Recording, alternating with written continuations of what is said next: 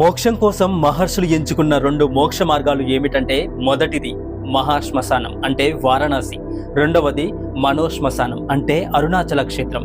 వారణాసిలో మరణిస్తే శివ సాయుధ్యం లభిస్తుందని అంటుంటారు. అయితే అరుణాచలేశ్వరుని దర్శించుకుంటే చాలు మోక్షం సిద్ధిస్తుందని అంటుంటారు. అందుకే వేల కోట్ల ఆస్తులు వదిలేసి ఈ క్షేత్రాల్లో శేష జీవితాన్ని గడుపుతున్న వారు ఎందరో ఉన్నారు. ఈ 2 క్షేత్రాల్లో అడుగు పెట్టాలంటే శివుడి యొక్క అనుగ్రహం తప్పకుండా ఉండి తీరాల్సిందే. పరమేశ్వరుని అనుమతి లేనిదే ప్రవేశం దొరకని క్షేత్రమైన అరుణాచలం వెళితే అక్కడ అడుగు పెట్టినప్పటి నుంచి మౌనంగా ఉండాలి. శివనామ స్మరణ చేస్తూ గిరి ప్రదక్షిణ చేయాలి. ఫోన్లు మాట్లాడాలి అనే ఆలోచన కూడా చేయకూడదు. మనసు పూర్తిగా శివుడిపై లగ్నం చేయాలి. దంపతులు కలిసి వెళితే మనసులో మరో ఆలోచన రానివ్వకూడదు.